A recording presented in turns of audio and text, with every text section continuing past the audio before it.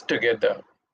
It's a privilege that I'm partnering these webinar series with Joho Books, thanking each of the participants who have joined today on very important topic, how to avoid errors in filing GST return. There are a lot of challenges when we file GST return. So I'm going to give you today certain silver lining mantra which you should keep to your mind. If those provisions and those silver lining mantras are being followed, I'm sure you will minimize your error and risk while filing GST return. Under GST, when GST got started on July 1, 2017, we are now on the verge of 5th year GST anniversary on July 1, 2022.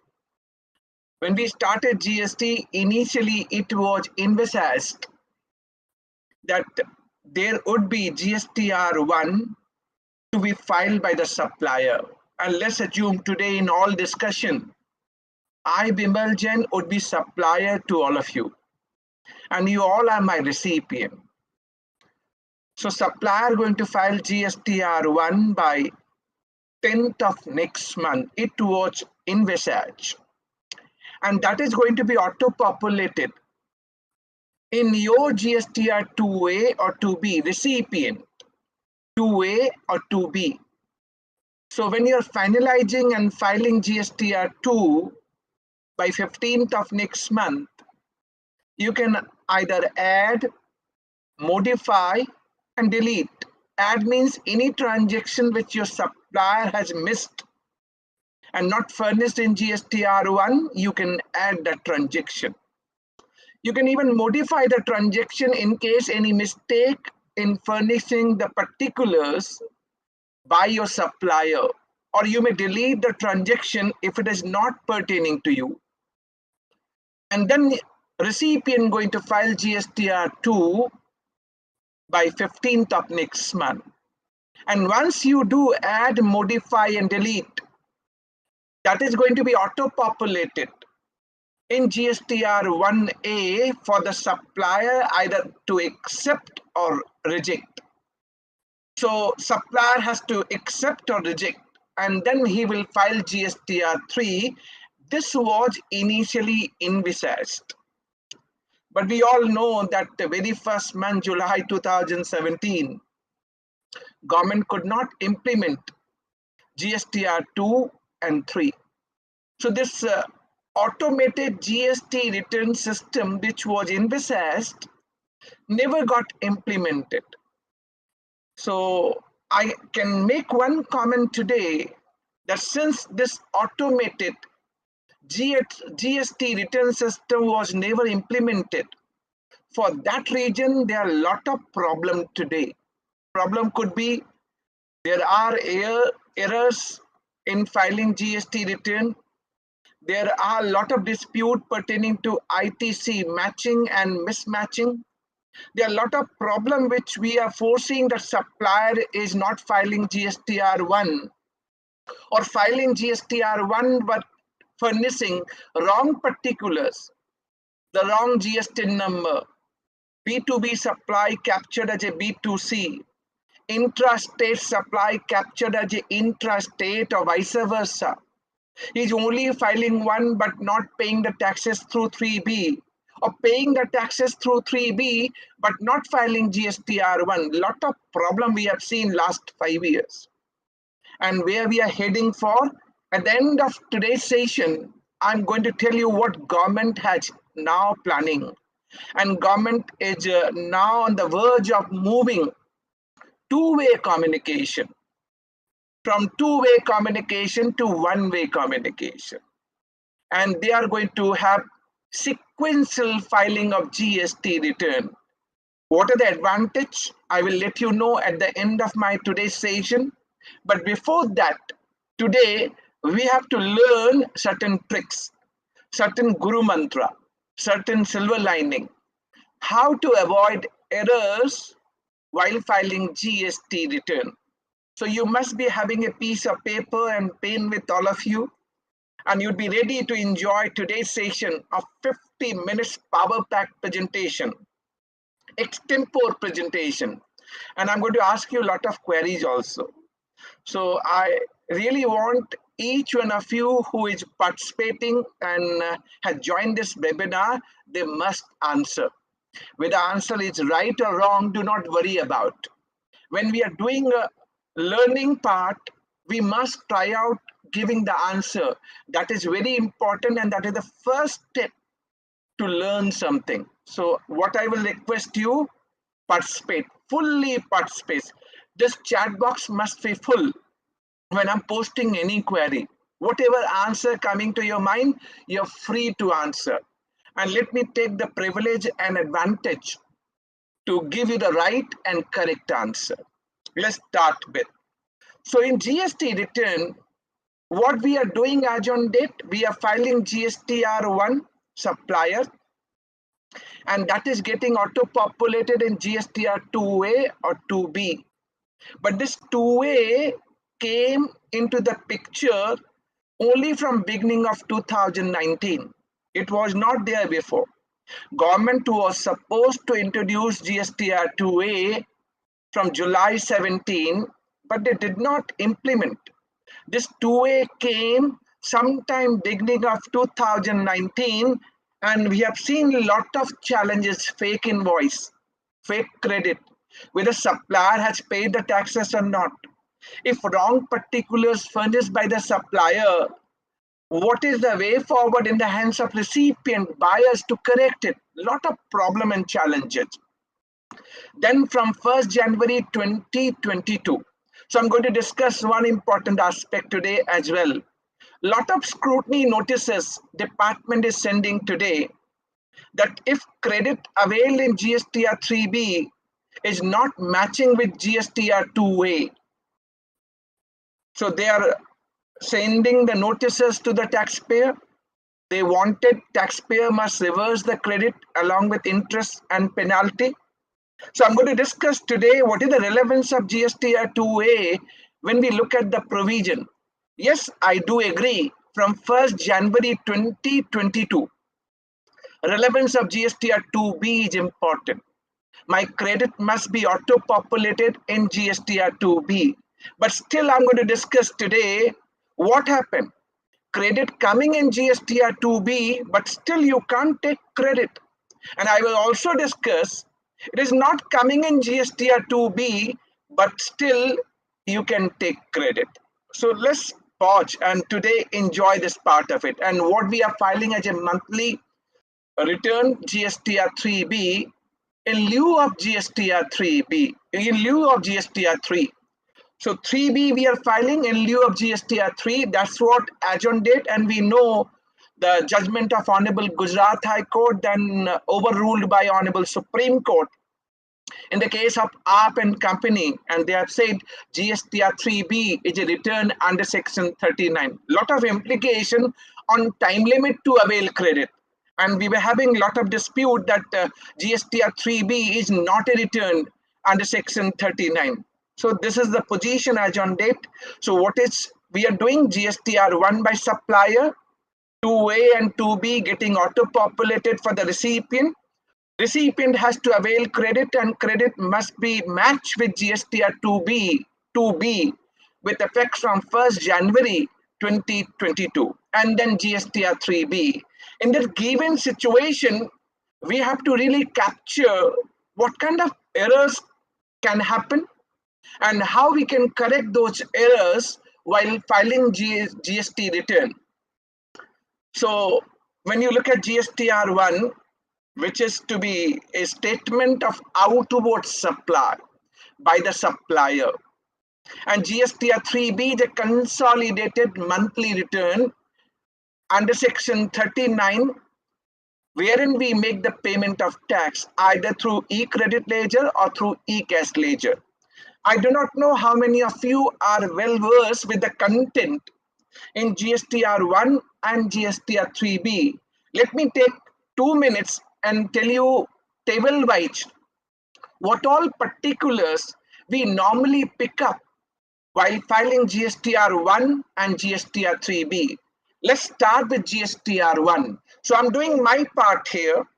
You try to memorize yourself. You try to check yourself that what all particulars under which table we are filing. Let's take example of GSTR1. So rehearse within yourself. I'm doing from my side. You just check out within yourself. Are you really right? Are you aware of? Just recap quickly, right? GSTR1 actually start with table 4. Table 4 talks about taxable supplies, B2B supplies, registered supplier to registered recipient. That is the table 4. Table 5 is B2C, interstate, where invoice value is more than 2.5 lakh rupees. Table 5.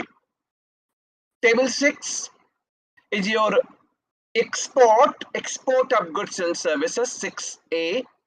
6B, supplies to SEZ unit or developer, and table 6C, deemed export. Table 7, B2C intra-state, whether 2.5 lakh below or above, and interstate up to 2.5 lakh rupees. Invoice value is up to 2.5 lakh rupees. Table 7. Table 8, nil rated, exempted, and non-GST outward supplies. Table 9 is the amendment. An amendment you do in table 4, table 5, table 6, and these are important. Believe me, these are important. For compliances, whenever we are looking GST, you must have fair idea under which table, what we are filling up, and how to correct and amend the same. So I will explain those part with you. So table 9 talks about amendment.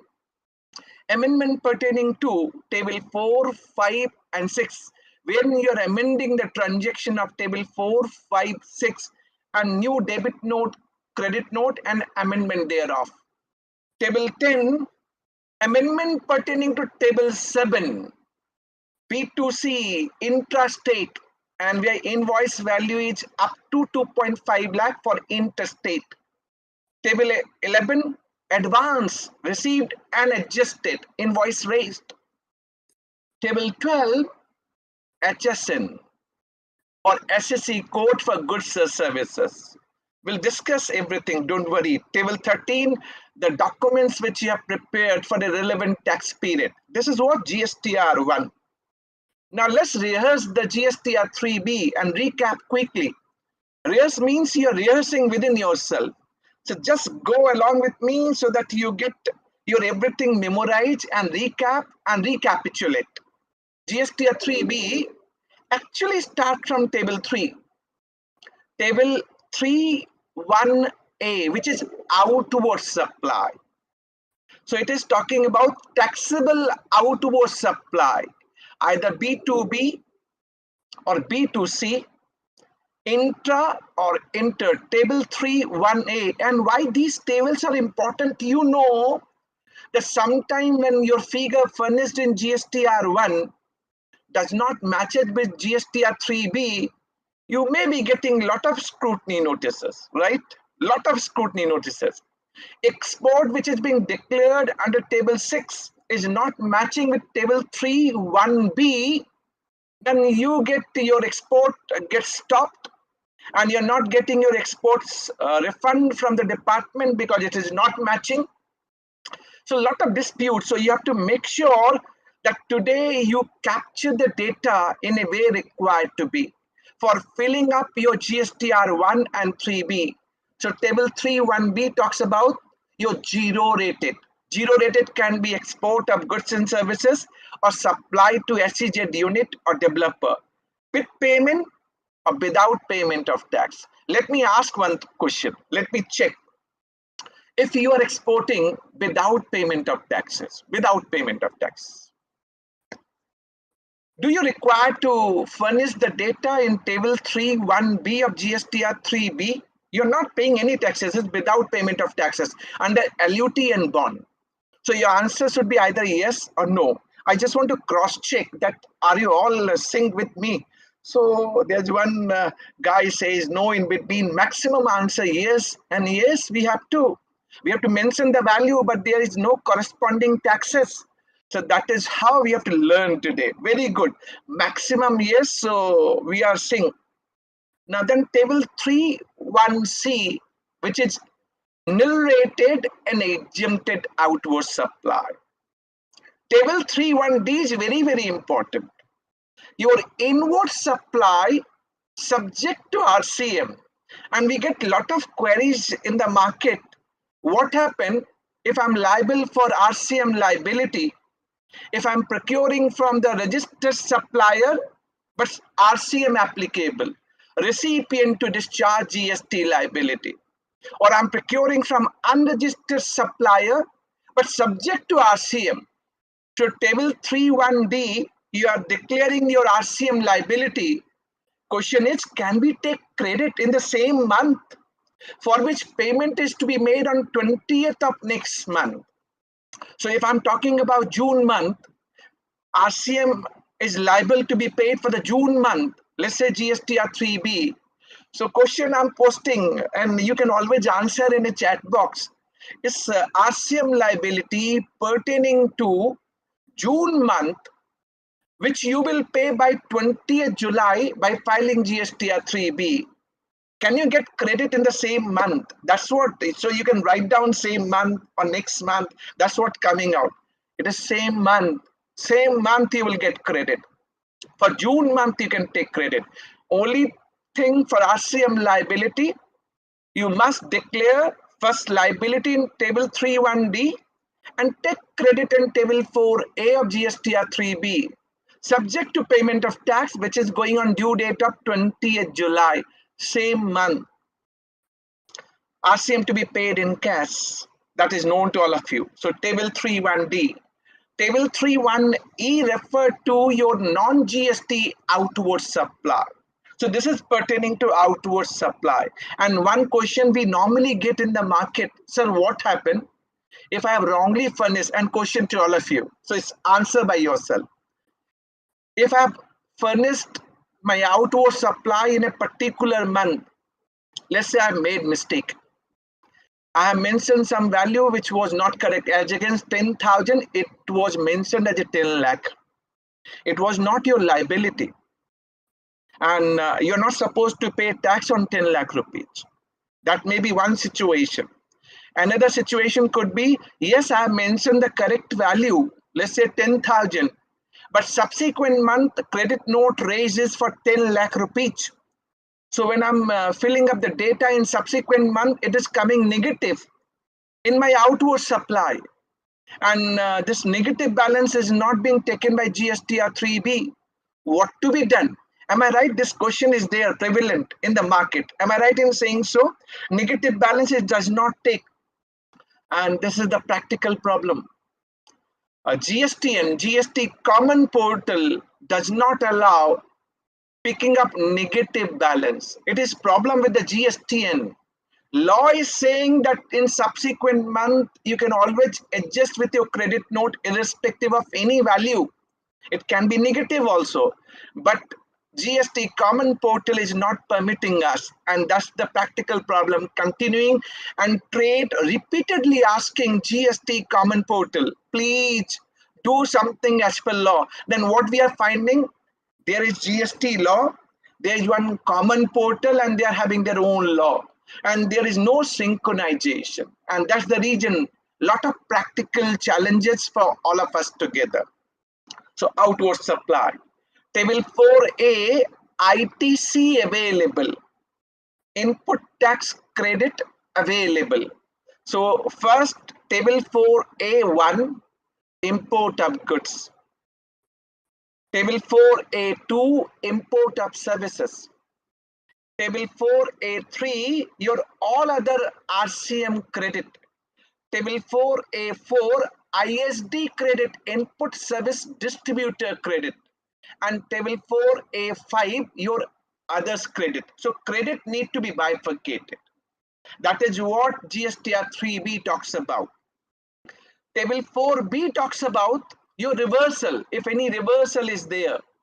And that may be on account of Rule 42 and 43, which is reversal of common ITC pertaining to exempted supply or others.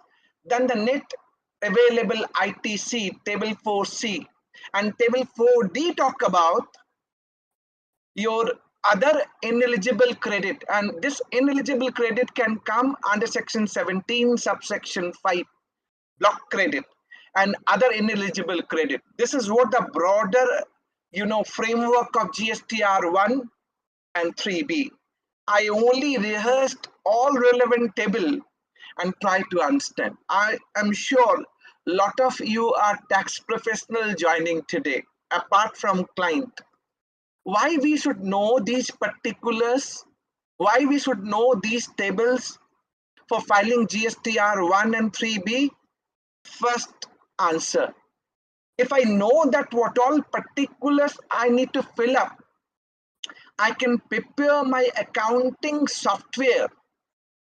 I can prepare my books of accounts accordingly to pick up those numbers, correct numbers for furnishing either in GSTR 1 and 3B.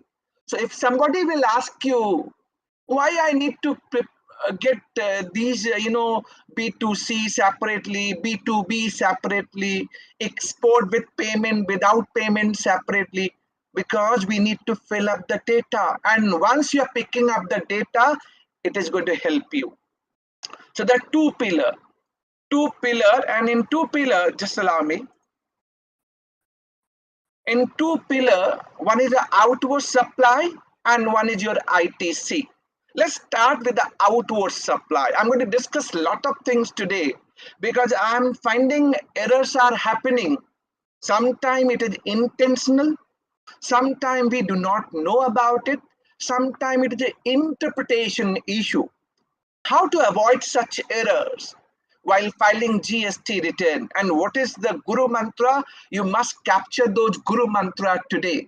While doing my deliberation, I'm asking query. So let's keep on posting your answer in the chat box. So let's focus on outward supply. For outward supply, my suggestion to all of you would be, you should have your customer master. Customer master means whenever you're selling, supplying of goods or services, you must prepare your customer master data. And just to start with, yes, we are having two kind of supply, B2B and B2C. B2B means registered supplier to registered recipient. B2C, registered supplier to non-registered, unregistered recipient. Just for the sake of an example, I'm registered in Delhi, supplier registered in Delhi, and you all are my customer. You're registered in Maharashtra. You are registered in Maharashtra. Now I'm asking only simple one question, and this question is relevant because if you're preparing your customer master, then you get a clarity also. And that customer master, once prepared, you will not have any error. So let's take two examples and try to answer by yourself. I'm supplying a registered supplier of Delhi, supplying goods to registered customer of Maharashtra. And transaction can be two mode. One is the FOR cell. FOR cell means supplier has to deliver the goods to customer premises in Maharashtra. Please tell me that transaction would be intra or inter. And for determining intra and inter, the theme is, if location of supplier and place of supply within same state, transaction is intra-state. CGST and Delhi is GST applicable. If location of supplier and place of supply in two different states, transaction would be interstate. A lot of you have given the answer interstate. You have said that interstate. IGST leviable. It's clear to all of you. So a lot of you have given the answer. I go with you. my thumbs up that you are answering. Now come googly. So in cricket, googly need to be there. So in GST also googly to be there.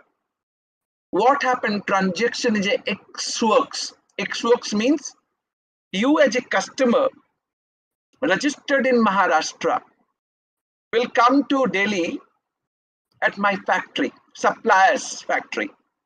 Supplier going to hand over the goods at my factory gate, at the factory gate in Delhi. Then you take the goods wherever you want. So I'm handing over the goods, supplier handing over the goods to the customer at factory gate. Please tell me, transaction would be intra or inter? Please tell me. Write down the answer in chat box. So a lot of you are saying intra also. Lot of you are saying interstate also. And I started. Now let's listen my answer very carefully. This transaction would be interstate. IGST leviable.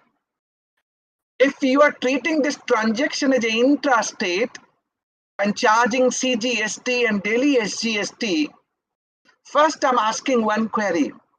Whether this, if you're treating intra, let's assume, treating intra, charging CGST and Delhi SGST, will credit going to be auto-populated in GST of Maharashtra because you are registered in Maharashtra? Is it going to be auto-populated? No. But if you prepare the customer master and when it is interstate party and you always click as an interstate, then quite obvious it will not be mistaken at all. You will always charge IGST. So just your system is placed. And why it is interstate, right? A lot of you must be thinking why it is interstate. Goods are delivered at the factory gate, right? At Delhi. That's the reason confusion. Listen the answer. There's section 10, subsection 1, clause A of IGST Act. It says wherever supply involves movement of goods, it is involving movement of goods, either by supplier, which was FOR cell, or by recipient. So when you're taking the goods at the factory gate at Delhi, of course you will deploy your transporter and truck to take the goods from Delhi to Mumbai, Maharashtra, or by any other person. Then place of supply would be where delivery terminates. So delivery is terminating where? Mumbai, Maharashtra. So transaction is interstate, argument number 1. Argument number 2. If goods are supposed to be taken from Delhi to Maharashtra, e-way bill need to be generated either by supplier in case of FOR cell, in case of X-work cell by the customer. You would be generating e-way bill from Delhi to Mumbai. Is it not interstate? It is interstate, right? So there are examples which I gave. And third, your registration is of Maharashtra. Unless I charge IGST, it is not going to be auto-populated in registration of Maharashtra. So in all probability, it is IGST transaction, interstate transaction. And that is what we are talking about, seamless flow of credit. One nation, one tax. And that is how you can capture. So what is the Guru Mantra? Whenever you are getting interstate party, by default, your transaction would be interstate, IGST, unless otherwise. So there may be some rider, but default ticking would be interstate. Please tell me in a chat box. I know a lot of you have something, questions in your mind. I will definitely try to resolve, but go with me. Please tell me, by understanding this aspect, it is clear. Tell me it is clear to all of you. Clear, say yes, so that I get a feel of it. Yes, you got my point right. All right. So it is very clear. Then let me take another, check whether you understand or not. Another googly for all of you. So this time it's a bouncer. If it is B2C transaction, B2C C transaction. Counter sell. You are from Mumbai. You are not registered. Recipient is not registered. Coming to Delhi for purchasing sari. Purchasing sari. So I'm counter selling my saris. So it is B2C transaction. I'm handing over the saris to you at my shop in Chandni Chowk in Delhi. So for B2C transaction, please tell me transaction is a intra or inter. So write down the answer in a chat box, intra or inter. B2C counter sell. So I'm looking for the answer. Please tell me, what is this? So intra. A lot of you are saying intra. Perfect, perfect. Intra. All right. Next bouncers. So next ball of the same over. Next ball of the same over. What happened if invoice value, taxable value is more than 50,000? More than 50,000. So you're a customer, unregistered customer from Maharashtra, coming to Delhi. Tell me transaction would be intra or inter. Please tell me. So here you are finding, see, different answer coming in a chat box, and chat box is visible to all of you. Lot of answers, and here and there we are getting lot of different, proposition. Lot of you are saying intra also, right? Answer H. Interstate. Interstate. IGST should have been levied. And where from it is coming, Now take down those pointers. If taxable value is more than 50,000, then there is specific rule, Rule 46E of CGST rule.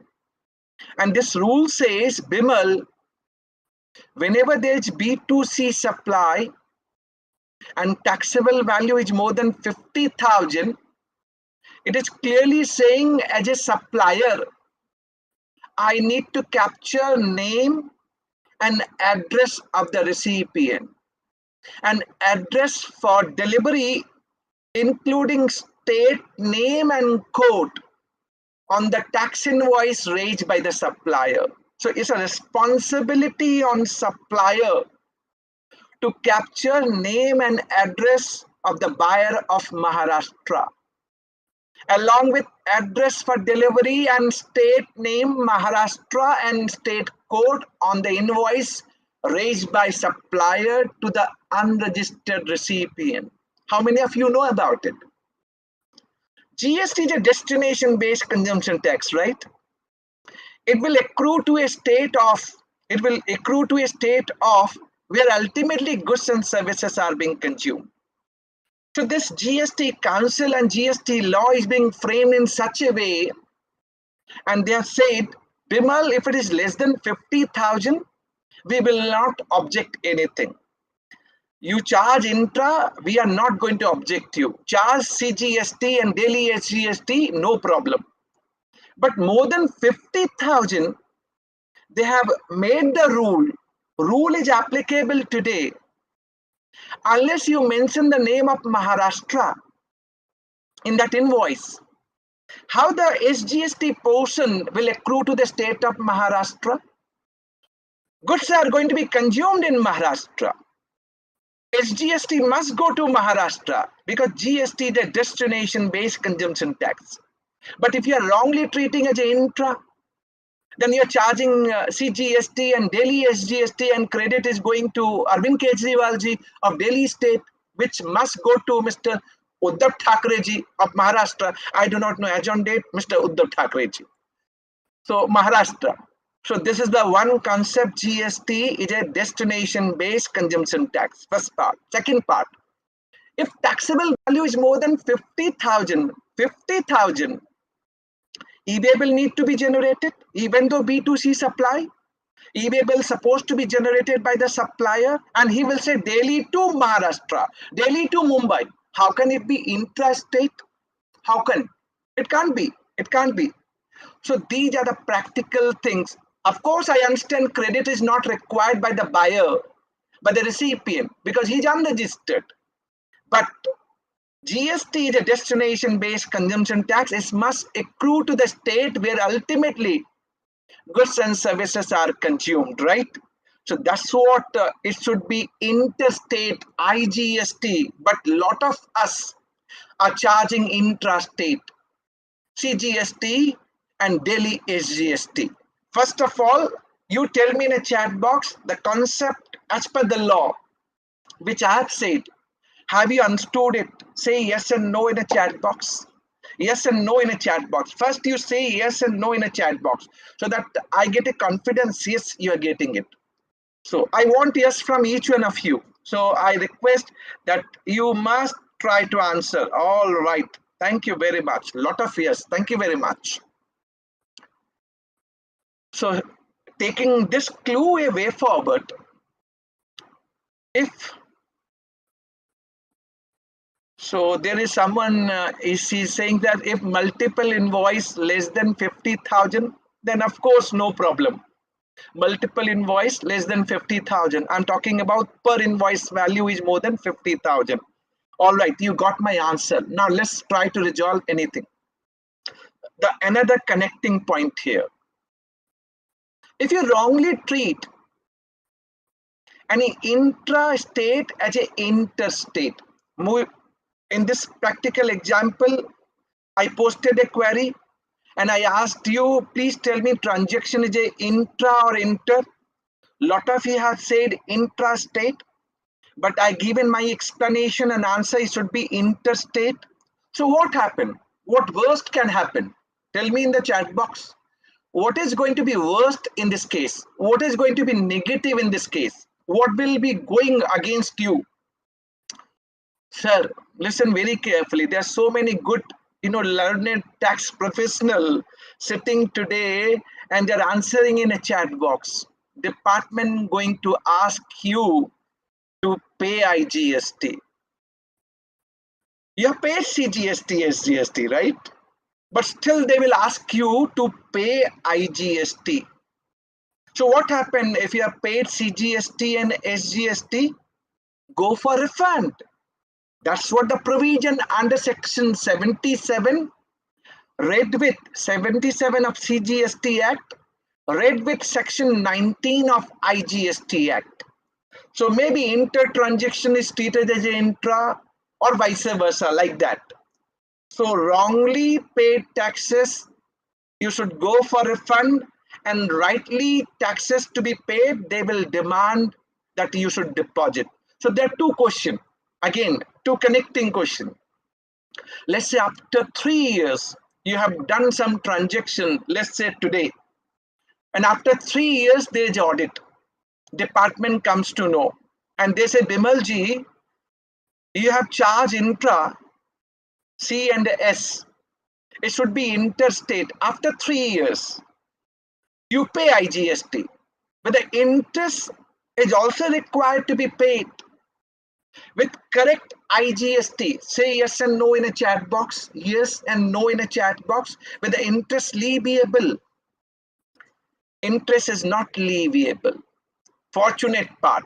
We got fortunate part under section 77, subsection 2, no interest required to be paid. Second connecting question. What is the time limit to go for refund of wrongly paid taxes? Normally under section 54, there is time limit 2 years for claiming refund. So this transaction is now 3 years old. After 3 years, only department comes to know, and they are telling you, you pay correct taxes and go for refund. So what is the time limit? 2 years time period. Can you really go for refund? Please tell me. So no limit. But there is one circular number 162, clearly saying, Bimal, when you pay correct taxes, from there 2 years time limit or no time limit, they're saying no time limit. For section 77, 2 years only applicable for section 54 refund. So as and when you pay the correct taxes, you can go for claiming refund of wrongly paid taxes. That's the part of wrongly charged taxes. So this is the repercussion which is coming to you. So another mantra which is coming out, if it is B2C supply, create two pillar, less than 50,000 and more than 50,000. If it is less than 50,000, no problem. You treat intra, none is stopping you. You need not require to take name and address. You need not require. But if it is more than 50,000, an invoice is cut for 50,000 rupees or more, then necessarily you have to capture name and address of the recipient, address for the delivery, state name and code. So your customer master data for B2C transaction should have two pager. One less than 50,000, one is more than 50,000.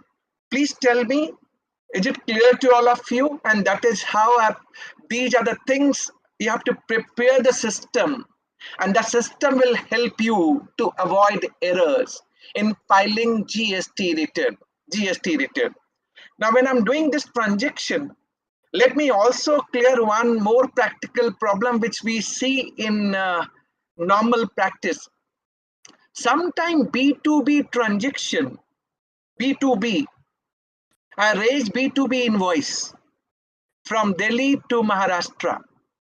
But wrongly, as a supplier, I furnish as a B2C. It can happen, and we have seen in the past also. Wrongly, it is being furnished as a B2C transaction. My first question, whether credit going to be auto-populated in your GSTR 2A or 2B? Please tell me whether it is going to be auto-populated. No, no. You're having invoice of interstate IGST B2B transaction, but it is not getting auto-populated in your 2A or 2B. Whether credit is available, please tell me. Next question, whether credit is available, say yes and no. Yes and no. From 1st of January 2022, please. From 1st of January 2022, you will not get credit unless it is auto-populated in GSTR 2B. So you have to be very, very careful, very, very careful. So what you will do as a buyer, you will come back to me in a relevant month, let's say June. It is not getting auto-populated. You will let me know, Bimal ji, my transaction is not coming in 2B. Have you furnished or not? Maybe I have furnished the transaction, but I have furnished as a B2C as against B2B. So Bimal Jain has to amend this transaction. Bimal Jain has to amend this transaction. So I'm asking you now, I will take test. Little pause and test. Let me see how many of you are really captured. So I'm also, testing your skill set. I'm sure you must be liking these questionnaires for understanding sake. Let's say B2C are captured, wrongly captured as a B2C. Interstate, I've furnished in table 5 because invoice value is more than 2.5 lakh rupees. If at all I have to amend, and which I need to amend, then only credit is going to be reflected in GSTR 2B of the customer. So subsequent month, because I can't revise my GSTR 1. Once gone, gone. In subsequent month, I can amend the same. So when I need to amend this transaction, which table of GSTR 1 I'm going to amend? Please tell me. I'm looking for the answer. Which table? Don't give me the answer B2B, B2C. Tell me which table of GSTR 1 you're going to put the number. So see, different answer. Different answer. I told you in the beginning, and somewhat this is what connectivity requires. We need to have synergy, understanding each other. It was a transaction of table 5, wrong. You have mentioned in table 5 of GSTR 1, B2C interstate more than 2.5 lakh rupees. For amending table 5, you need to go back to table 9, table 9, table 9. Table 10 is going to be applicable when this is a transaction of table 7, which is B2C, intra-state and interstate up to 2.5 lakh rupees. So these are the relevant table you need to capture, and amendment is possible till September of next financial year, which is now proposed to be 30th November of next financial year as per this budget 2022. Hope I'm clear. Move to next item now. Next item now.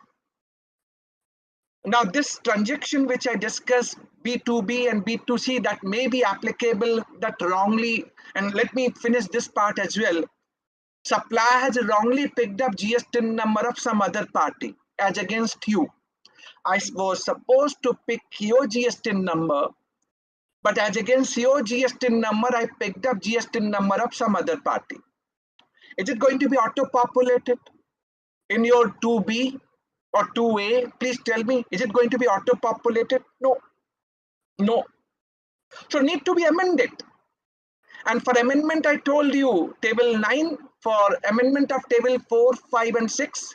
Table 10 for amendment of table 7. You need to capture, and timeline is September of next financial year. Once it is getting amended by the Finance Act 2022, which is 30th November of next financial year, earliest date. If it intrastate treated as an interstate, wrongly furnished as an interstate, let's take another example. It was interstate transaction, right? IGST. I have wrongly furnished as an intrastate. Possible, right? Is it going to be auto-populated in your GST or 2B? Because interstate transaction captured as an intrastate, no. Again, you need to amend it. Amendment required. So you have to be very, very careful, and these are the answer will help you how to do the amendment part. So third Guru Mantra, whenever your customer is coming back to you and he's saying, Bimal ji, I'm not finding the credit in my 2A or 2B. You may be recipient also. Supplier is also recipient sometime. And he's not finding credit in his GST or 2A or 2B. From 1st January 2022, please keep to your mind, you may be having a right invoice in your hand. You have paid the taxes to your supplier also. But make sure it is getting auto-populated in 2B, effective from 1st January 2022 for availing credit. If it is not coming in 2B, you have to go back to the supplier and tell him, boss, my credit not coming in 2B, kindly check and get these transactions amended before September of next financial year, which would be 30th November as per Finance Act 2022. So keep to your mind. Third proposition. We get a lot of dispute on classification and quoting of HSN and SSC code. HSN and SSC code. First, you must know the provision. If you are a registered person and your aggregate turnover is up to 5 crore in preceding financial year, then compulsorily you have to quote 4-digit HSN code or SSC code for B2B supply. Compulsory. Question to all of you, if it is B2C and your aggregate turnover is only up to 5 crore in preceding financial year, is it compulsory for quoting of 4-digit? Please tell me yes and no. Is it compulsory? So I'm not getting answer in a way I was getting. So a lot of you are saying yes and no. Thank you very much. I'm sure you're liking these kind of interactive wisdom where we are. So for B2C, law is saying it is optional. It is optional. But my suggestion to all of you would be, once you start picking up 4-digit for B2B supply, there is no harm. I can capture even for B2C transaction, though it is optional. Second situation, if aggregate turnover is more than 5 crore in a preceding financial year, then how many digit you have to capture compulsorily? Please tell me how many digit. It's a 6-digit HSN and SSC code. HSN for goods. Is it applicable for services? Please tell me yes and no. Is it applicable for services? Please tell me yes and no. It is applicable even for services. 6-digit compulsorily for B2B or B2C both together. For B2B or B2C both together. And this is another challenge for all of us together. Sometimes we have a difference. What is the GST rate applicable? Whether 5%, 12%. As on date, we are having different rate applicable for different goods and services. 0.25, 3, 5, 12, 18, 28, compensation cess. So sometimes we have challenges and sometimes we are having interpretation issue. I'm not going into the case studies for interpretation and classification, but we are having differences. I'm just trying to help you out that GST Common Portal has now developed one facility. You can go back to that search your classification, HSN and SSC code on GST Common Portal. You can go back and check out what is the GST rate corresponding to your goods, where you're picking up the HSN or SSC for services, at least to get certainty. Even thereafter, if you're having any issue pertaining to interpretation, then you need to take proper legal recourse, legal action to substantiate your argument, what is the rate applicable. But there's a facility window available on GST Common Portal for searching your HSN and SSC code, and these are free. You can always go back and check it out. Coming to the next pointer, which is very, very important for understanding sake, e-invoicing. Now, before I say e-invoicing, let me ask one question to all of you. I'm a supplier and I'm supposed to generate e-invoice. First, what you will look at? You will look at to whom it is applicable, right? It is applicable for such registered person whose aggregate turnover, means pan-India turnover from all registration, it's crossing the threshold amount in any of the preceding financial year starting from 2017-18. It started with 500 crore from 1st October 2020, reduced to 100 crore 1st January 2021, reduced to 50 crore from 1st April 2021, reduced to 20 crore from 1st April 2022. And these are not far off. Government is now working that this e-invoicing going to be applicable for all registered person whose aggregate turnover threshold is more than 5 crore. Date can be 1st October 2022 or can be 1st April 2023. And recently is news coming in because 47 GST Council meeting is now going to be held on 20th and 29 June, and this is one of the agenda item. They are going to add 6 other dedicated IRP, invoice registration portal, to take and tackle these volume of for generating the e-invoice. Quick run up, it is applicable for B2G, business to government, B2B supply, taxable supply, B2B taxable supplies. Pertaining to that, debit note, credit note, and export, even though recipient is not registered, but for export, you need to capture. Who are being excluded? G2B. So government company raising invoice to the taxable person, exempted. SEZ unit is taken out, but not the developer. NBFC, financial institution, insurance company, GTA, passenger transportation services and multiplexes cinema admissions are being kept out of e-invoicing provision. What all documents are out of GST? Your receipt voucher when advance received, refund voucher when you refund the money, payment voucher for RCM including self-invoice, ISD invoice, no generation of e-invoicing, and bill of supply for exempted supply out of generation of e-invoice. And what is the concept? That if it is applicable to you, you will generate your invoice, normal invoice, from your own billing, accounting and billing software. But it should be having specified particulars as per schema INB01,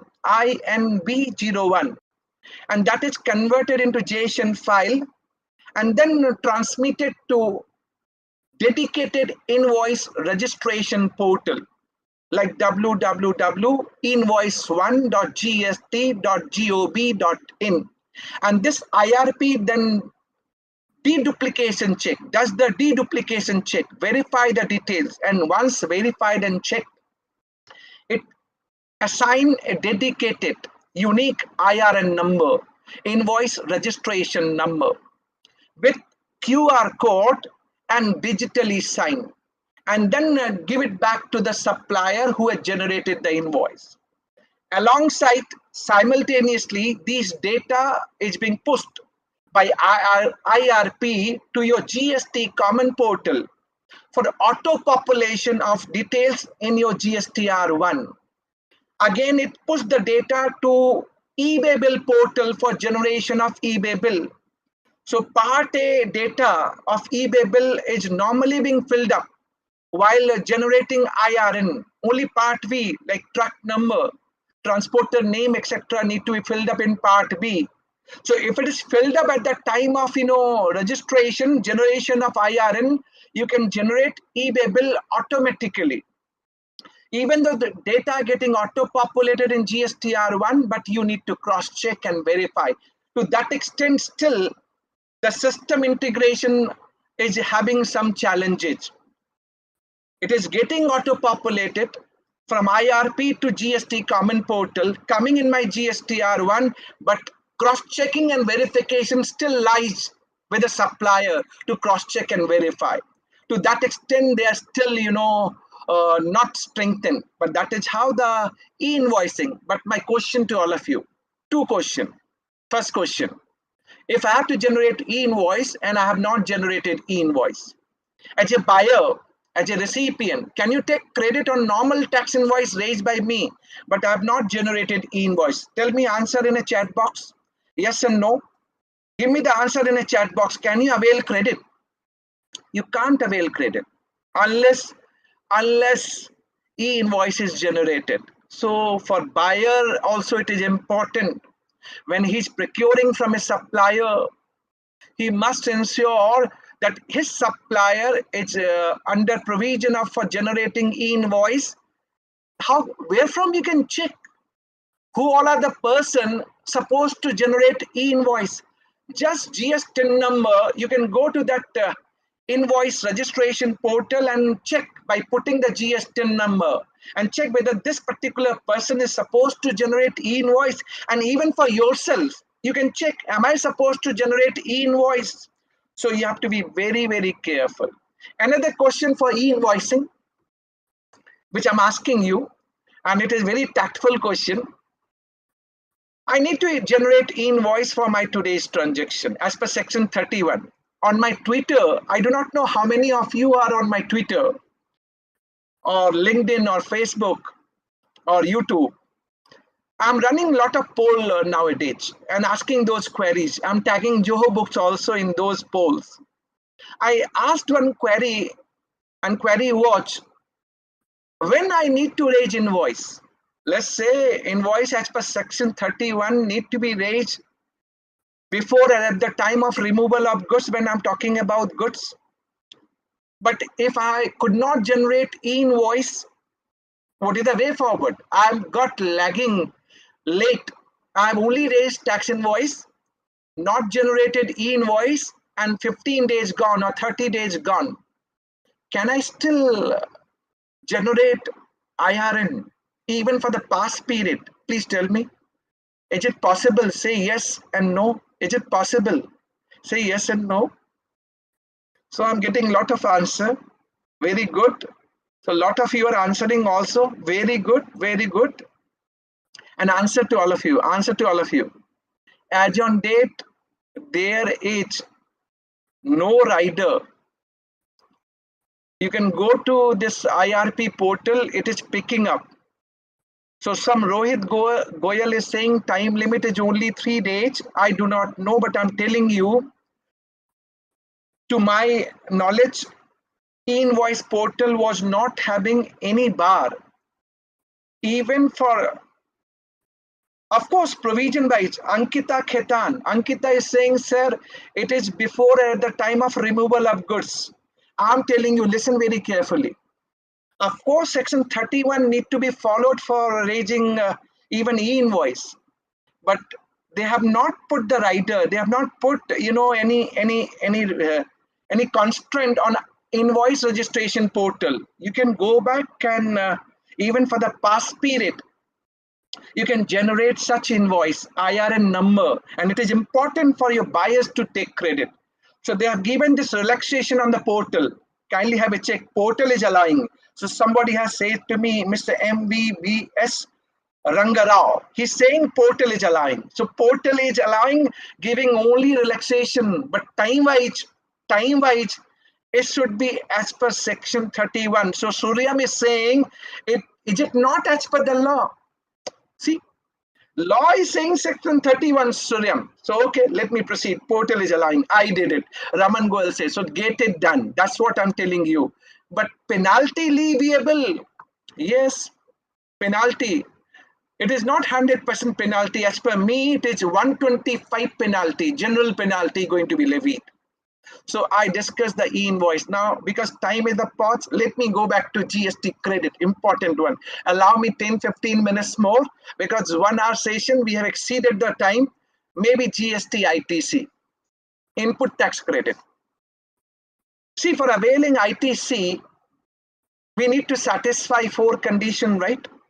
For availing credit, as a buyer, as a recipient, you should have tax invoice. You must have received goods or services.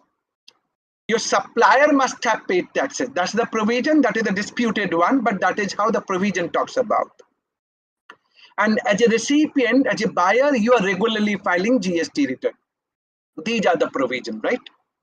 From 1st January 2022, 5th condition got added, that credit must be auto-populated in GSTR 2B of the recipient. Now, first question which I'm posting to all of you, whether my credit, buyer's credit, is really dependent on GSTR 2A.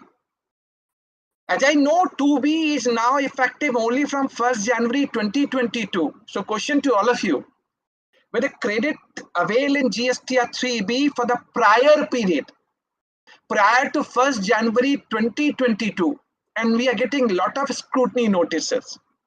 Whether credit is really dependent on GSTR 2A, please tell me yes and no. Yes and no, please tell me. To my mind, my credit is not dependent on GSTR 2A as per legal interpretation. And I'm also giving you one judgment, Bharti Airtel, by Honorable Supreme Court. And Honorable Supreme Court has said GSTR 2A is only facilitation.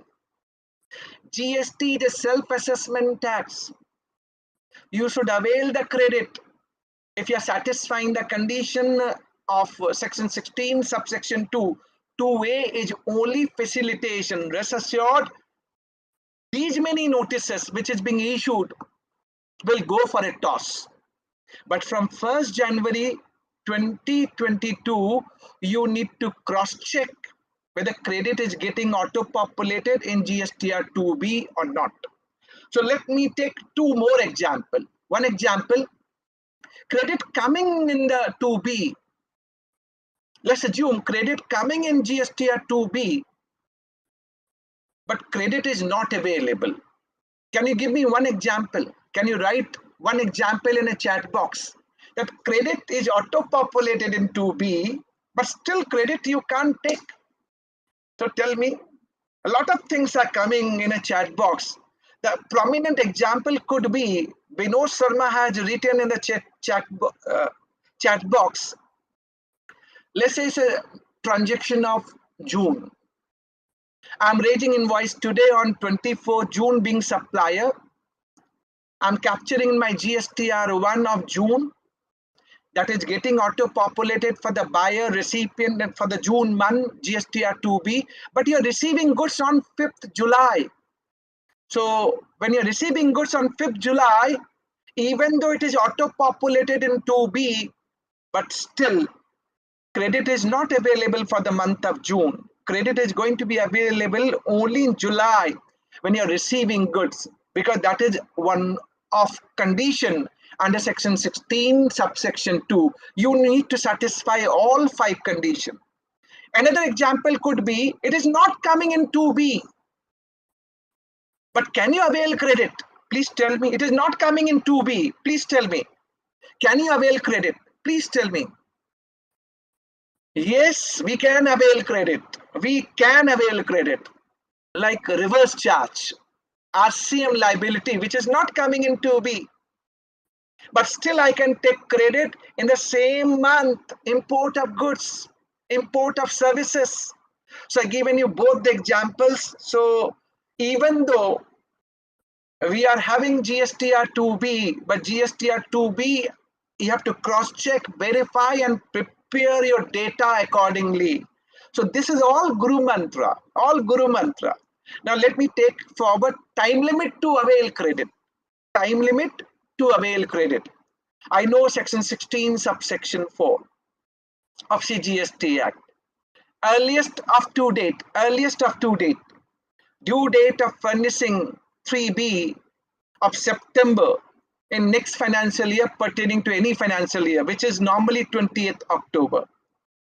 Or date of furnishing annual return. Now this provision is getting changed because of Finance Bill 2022. It is 30th November now, but yet to be implemented. It's a prospective clause. So they have extended the time limit to avail credit. Now one question let me ask. It is little technical, little interpretation issue, but still let me check it out from all of you. Time limit to avail credit as per section 16 subsection 4. Can we really debate and litigate the matter? Lot of dispute for 17-18, 18-19, 19-20 for the past years. We are learning GST over a period of time. For 17-18, they have extended to 31st March 2019 by way of special order. But there was a dispute also that GSTR 3B is not a return under section 39. So we have assumed that date of furnishing annual return would be the last date for availing credit. Lot of dispute. What is your take on the matter? My take is, first of all, you try to avail credit within the time limit. Within the time limit. If you have failed to avail credit for either or region, an amount is substantial, then of course you must go for the litigation. Of course you must go for litigation. For the region, I've got many pointers which I can tell you and I can guide you. Like section 16 subsection 2, when we read this particular section 16 subsection 2, it is clearly saying, notwithstanding anything contained in this section, so overriding everything of section 16, and then saying registered person can avail credit provided these conditions are satisfied. So under section 16 subsection 2, there were 4 conditions only. So I can go to litigate the matter on this interpretation also. I can also litigate the matter for a number of different operational inconvenience, and that may be the region. that my vested right cannot go away in terms of Article 300 capital A or Article 19(1)(g) to the Constitution of India. So this is a time limit. Now coming back to GSTR 3B, that relevant table is table 4A. You need to pick up the credit pertaining to import of goods that is not getting auto-populated. If it is not integrated with the ICE gate in your GSTR 2B, but still credit is available. Import of services, RCM liability not there under 2B, but still you can take the credit and RCM credit is available in the same month. Your other inward supply subject to reverse charge, ISD credit and others credit. You need to capture your other reversal in terms of Rule 42 and 43, which is reversal of common ITC pertaining to your exempted supply. And other credit, if you are reversing, that may be on account of Rule 37. So when you fails to pay within 180 days, so I'm little past, but you would be knowing that. This would be maybe, I will take 2 more case study and then sum up and we'll start open question answer session. I'm a supplier. I raised the invoice. You did not pay to me. My first question, can you avail the credit? I raised the invoice on 24 June today, which you did not pay to me. Can you avail credit? Please tell me yes and no. Can you avail credit? Yes or no? You can avail credit. You can avail credit. Bimal Jain, supplier has not received the payment as yet. Do I require to pay the liability? Supplier has to pay the liability. Say yes and no in a chat box. Quickly, do I require to pay the liability? Yes, I need to pay because my liability is accrual, irrespective of fact whether I receive the payment or not. If I don't pay, rate of interest is 18% per annum. I really don't find this rate of interest is justified. First of all, as a supplier, I have not received the payment. If I don't pay, then interest is 18% per annum. It is not support to a small service provider or small taxpayer. MSME, they need support and this interest rate need to be revisited when I need to pay the liability on accrual basis. But what happens if you don't pay within 180 days? Now next question, you don't pay within 180 days and 180 days is expiring. You have availed the credit, right? You need to reverse. You need to reverse along with interest. Along with interest. And what is the rate of interest? Please tell me. What is the rate of interest? I'm looking for the answer. 18%, not the 24%. 18%. And fortunate part, this Finance Act 2022 has clarified under section 50 subsection 3 clearly said the rate of interest now going to be 18% as against 24% from 1st July 2017. An important another aspect, sometimes we avail credit, but that is wrong availment of credit. Wrong availment of credit. Different question. Now you know that you have wrongly availed and you are reversing credit without utilization. One situation. Another situation, after utilization. So wrongly availed credit before utilization, you have not utilized the same, you are reversing. Whether interest is leviable. Tell me yes and no. Yes and no in a chat box. Whether interest is leviable. I'm looking for the answer. No interest. No interest, and that too from July 1, 2017. This year budget has proposed amended section 50 subsection 3, and I have created one video. There are 2-3 videos which you will find on my YouTube channel. Go back and check those videos for updating yourself. But if you have utilized the credit, if credit is being utilized by you, then what happened? Interest leviable, say yes and no. Then of course interest leviable. But what is the rate of interest? 18% or 24%? Please tell me. Rate of interest should be 18% or 24%. Please. Looking for the answer.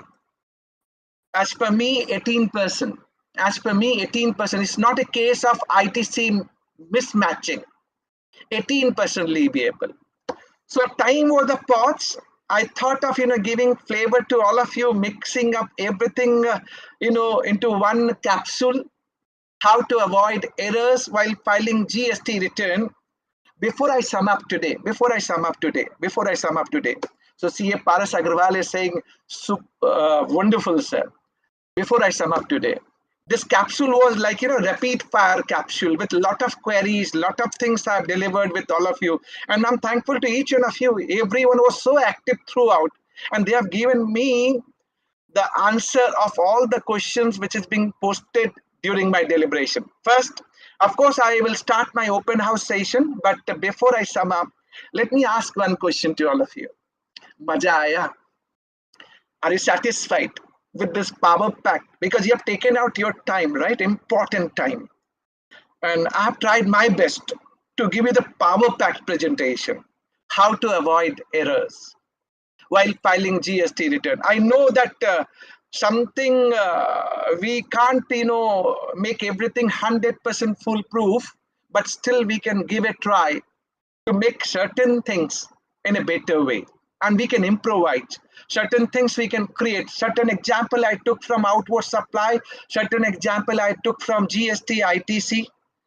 But it's a journey. We are going together. We are learning together. And we are hand-holding each other. Like sabka saath, sabka vikas. So I always try to give my best to my all fraternity and friends. I'm thankful to each one of you who has taken out your time, important time, and watching this webinar today and taking these important pointers which I delivered today. But otherwise, you can always touch base.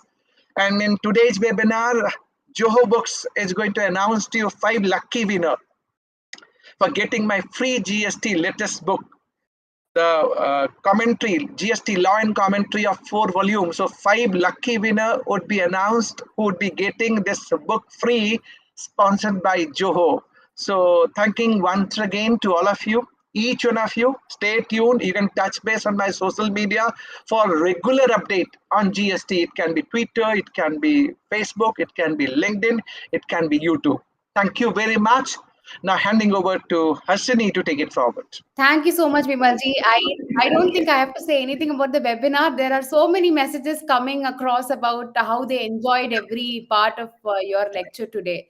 Yeah, like how Bimalji said, for every webinar that we are doing along with Bimalji, we are finalizing 5 lucky draw winners that are being selected randomly. And we have been sending. So for the last webinar, we have been able to finalize the winners, and then Bimalji's latest book on GST. So it's a wonderful book of 4 volumes. So that we are sending across to the 5 lucky draw winners. And this is something that will happen for all the webinars coming across along with Bimalji. So today, whoever has joined us, we request you to keep you can follow Bimal Jain's handles and also Zoho Books' handles to get updates on when we are planning to use upcoming webinars with Bimal Jain. So now I had a wonderful time watching you present, Bimalji, and it was really very, very entertaining and also very interactive. I think you kept the audience very interactive by asking a lot of questions. So they were literally they would be sitting in the end of their seat, waiting for answering every question that you have posted. So that way it was very entertaining for all of us. I'm letting you know on behalf of the attendees too. So now let's take a few questions here. I think you had answered most of it in your lecture itself. So now let's take a few questions. Okay, so we have a question from. Okay, this is a question from Shanti Venkataraman. Can we put credit note for export sale of services? If yes, where will it appear in GSTR 1 and GSTR 3B? Of course, table 9 of GSTR 1, and corresponding to that, you can do the adjustment in table 3.1b of GSTR 3B of relevant one. Right. Now, let's have another question by Mr. Sanjeev Goel. Hello, sir. One client who is having LUT has turnover around 2 crore. from cosmetic product sale out of India. They did not want to claim the ITC as well. Can we file the GST for the whole month showing one invoice in GSTR1, and what will be the consequence? So one client you're saying having LUT and turnover around 2 crore from cosmetic product sales out of India. They did not want to claim the ITC as well. That is their wish in case they are not willing to. Who is putting condition on them? But that is a loss of credit for you. So it is a cost detrimental for your business. Can we file the GST for the whole month showing one invoice in GSTR1? No way. Invoice you have to raise as per the transaction.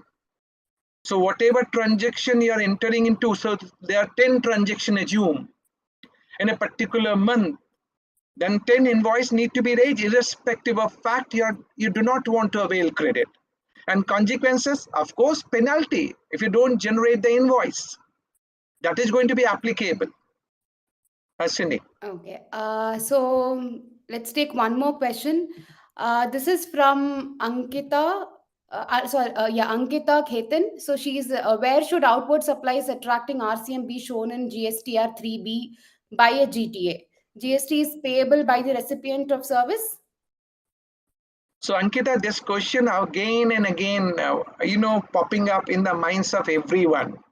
So I will take 1 or 2 minutes to explain this transaction to each one of you so that you get a clarity. What Ankita is writing, where should outward supply attracting RCM be shown in GSTR 3B? So she's saying that I'm a supplier and my outward supply is subject to RCM to be paid by the recipient. Where you should be shown in 3B by a GTA. So she has picked up an example of GTA. So if GTA is registered but subject to RCM, he will raise the invoice and mention that particular transaction in table 4 of GSTR1 and tick RCM applicable. RCM applicable. So if RCM applicable, what recipient will do? Because then it is not your outward liability. Your recipient has to pay the liability. So the recipient will declare in table 3.1d of GSTR 3B and take the credit accordingly under table 4A. This is how. If he is an unregistered GTA, then he will not raise any tax invoice, nothing to be declared in GSTR1. Being recipient, he will show in table 3.1d for your liability for RCM, and he will take credit in table 4A relevant in that particular month. Please tell me, I want to see in a chat box, am I clear to all? Please write in a chat box that this point which I explained to all of you, say yes in a chat box that it is clear to all of you. Ankita, you must also make a mention that yes, you got it. Because this point I have explained so many times. So Chinmay Patwa is saying, please repeat 3B. Okay, Ankita is saying, yes, sir, I understood. Chinmay, listen once again for you only. GTA may be registered, may not be registered. If GTA is registered, let's say I'm a GTA, I'm registered, then I will definitely raise the tax invoice. And I will capture in my table 4 of GSTR1, but I will tick RCM liability. So that is not my outward liability. So nothing going to be reflected in GSTR 3B of mine, GTA. It is only recipient who will pay the liability in table 3.1d RCM and take the credit. If I am an unregistered supplier, unregistered GTA, then I'm not going to raise tax invoice. Nothing is going to be declared by me in GSTR1 table 4. I will only capture recipient, going to capture this transaction in table 3.1d for outward liability under RCM. It is inward supply subject to RCM and corresponding credit in table 4A. Since you have procured from unregistered supplier, Being recipient, you will generate self-invoice to yourself under section 31 subsection 3 clause F of CGST Act. That is what the provision as on date. So I have said this answer to Ankita and to all others. Can I get once again clarity in a chat box that it is clear? Gija, it is clear now to all of you? Okay, all right. Next. So let's take this as a last question. We have a lot of questions, but if you have any questions, then you can definitely, attend more of Bimal Ji's sessions, or you can post your questions on his Twitter handle also. He's very active on social media. So let's take this last question from Sunny Gupta. He says, will non-issuance of e-invoice amount to removal of goods without issue of invoice? If yes, then penalty under section 122 should also be applicable. Sunny, you looks like from department. Sunny, on a lighter note, are you there or not in a chat box? Say yes. Are you there are you there still in, okay, Sunny is there. Sunny is there. Okay, so he has said yes to me. Sunny looks like you become, from a tax department. You're giving food for thought to their mind. Of course, technically you're right. Technically you are correct. Non-issuance of e-invoice, which is responsibility on supplier, and that can be termed as amount without issue of invoice. Definitely, yes, I do agree with you. No denial to it. And you can always say penalty can be levied under section 122 subsection 1. But since you know that this invoice registration portal, even though this provision exists, but they have not put any bar and they're keeping it open. Even for the past period, invoices can be uploaded and IRN can be generated, right? Why they have done so? Reason is that we all are learning over a period of time. So they are not emphasizing much, and they want this taxpayer to learn the process ASAP. Law-wise, you are 100% correct, Sunny. No denial to it. No denial to it. But they are giving some runway to us to capture the provision with the compliances. So to me, at the moment, you can always say, sir, when this invoice registration portal allowing me, why it is allowing me? Because these are being considered as a procedural lapses. I have generated my IRN, maybe after some period. So I'm complying with the law, which I was supposed to do at the time of removal of goods. So I've complied, but there's a time gap. This should not be considered as a major evasion. It should be only general penalty. Sunny, am I clear? Sunny, please tell me, am I clear? All right. So Hasini, Sunny has said yes, he got the answer. All right. So we had a great time with all of you. And Bimal ji, thank you so much again for making this webinar a hit also. So we had great time with you. And also, I think the attendees had a great time as well. So let's have the same. So we are expecting you all to join our next webinar also upcoming month. We'll date very soon. Follow Bimal Ji's social medias and also go to social media for updates on his upcoming webinars. So thank you, everybody. We had a great time with you, and thank you so much, Bimal ji. Just 1 minute, I will take Hasini to wish my all the participants today.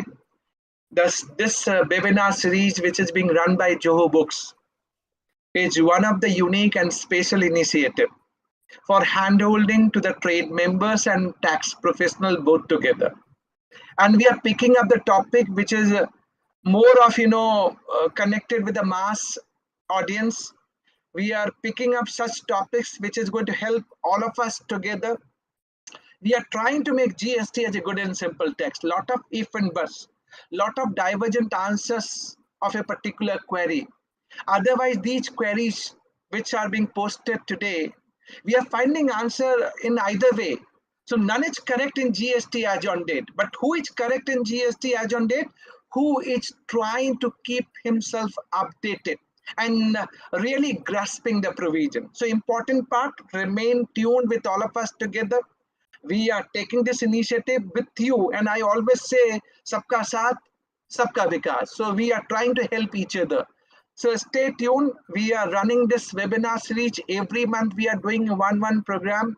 So just I'm taking chance, means I'm announcing that National GST Conclave, where Joho is also one of the partner. We are organizing on 7th of July, which is hybrid mode, physical come webinar by PSD Chamber of Commerce, National GST Conclave, where Joho is also coming in, and we are getting learned speaker Mr. Narayanan to speak from Joho side, how they are trying from compliances perspective, what kind of things they are doing on GST compliances in terms of GSTR 1, 2A, 2B matching, then GSTR 3B platform for the e-invoicing. So Joho is also joining, but this National GST Conclave is very, very important because we have invited CBIC chairperson, Mr. Vivek Jori. So he would be chief guest. And then we got 3 technical sessions. The way we have divided technical session is a very interesting one.